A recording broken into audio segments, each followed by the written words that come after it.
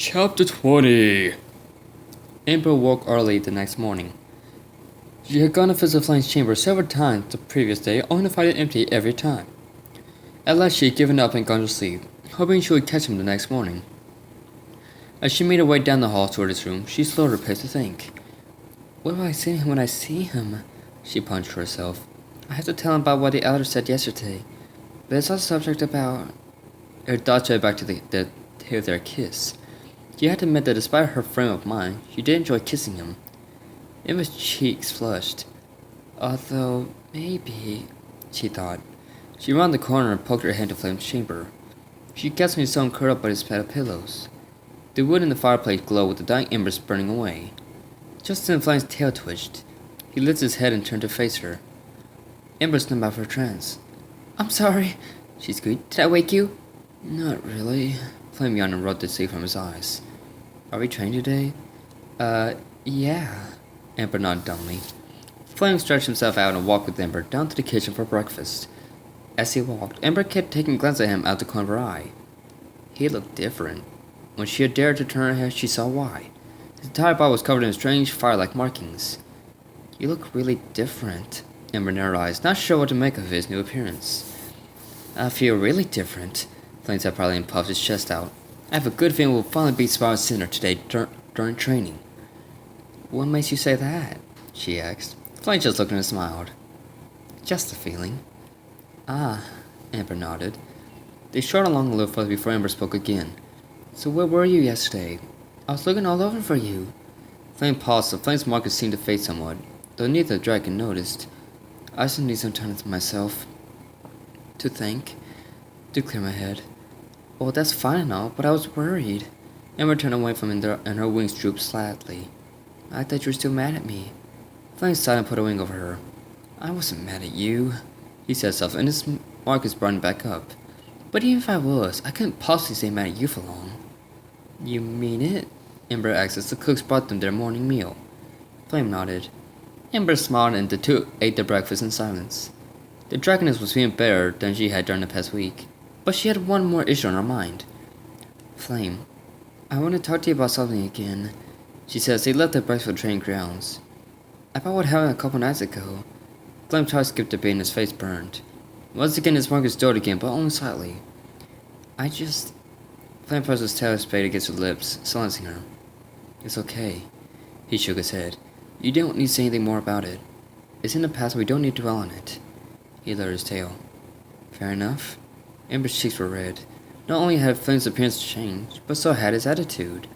When she didn't say anything, Flame gave her a kiss on the cheek and moved on ahead. Ember stood speechless and raised a paw to feel the spot where her friend had kissed her. Her cheek tingled. It was terror hoofs over her head that snapped out of her trance. She shook her head and launched up the steps and followed him down to the training grounds. She sat beneath a tree Flame had designated for her while Theodore explained the drill. Flame walked to her and smiled. You mind if I go first? He asked politely. Sure, Ember nodded. She couldn't figure out why she wasn't able to speak around Flame anymore. Ready! Theodore raised his wing. Spyro and Flame stepped into the ring. Spyro noticed that the markers across Flame's body and the fire breather smiled. Spyro didn't have long to think about it because the Earth Guardian dropped his wing. Go! Flame shot straight into the air with a burst of fire. Spyro gasped in surprise as Flame opened his jaw and spilled a stream of fire. The purple dragon rolled to the side and used a thermal updraft from the heat to quickly gain altitude. Flame dumped at Spyro and spat more fire at him. Spyro retaliated, using his own fire breath, but Flames overpowered his. The flames blew into Spyro's face and Flame slammed into him.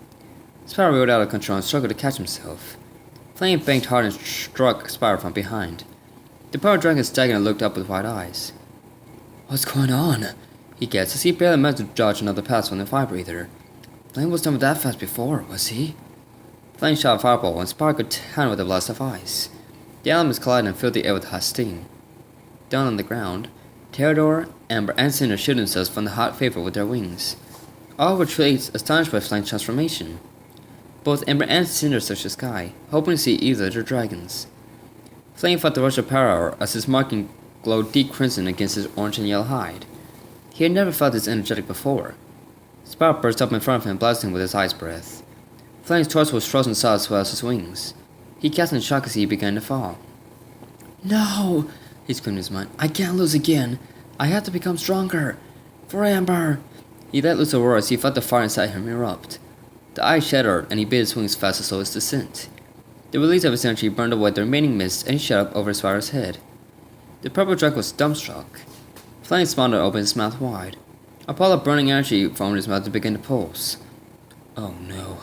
Spyro opened his mouth and charged a ball of fire energy. He fought the fiery beam of energy before Flame could release his. But the fire breather was quick to react. Flame unleashed his energy beam. The fire overpowered Spyro's attack again. Spyro saw what was coming and forced more power into his attack. He pushed Flame's energy back towards him, but it wasn't enough. Flame gave a final roar and their attacks combusted. Flame was sent spinning out head over heels, but quickly managed to upright himself. Spyro was sent flying to a stone with a tremendous force.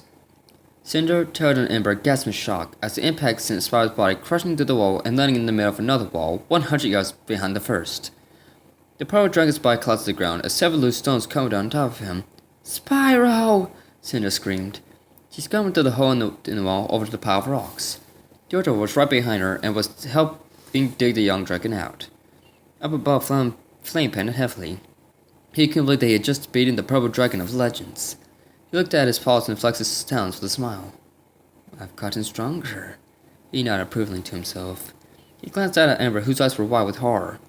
She looked up at Flame, the back of Cinder, and Theodore, who was dragging Spyro's spent body out of the pile of rubble. She shook her head with tears in her eyes at Flame. The fire breathed his heart sink and his mug is finished completely. He's alive, Theodore cried. But we need to get him to the healers, or we'll lose him completely. He grabbed Spyro in his talons and flew as fast as he could across the city, with Cinder doing her best to keep up. Flame couldn't watch anymore. He felt horrible. Why shouldn't he? He had just nearly killed his best friend. And for what? To impress a girl. Flame hung his head and flew over the city walls. Amber watched him go but said nothing.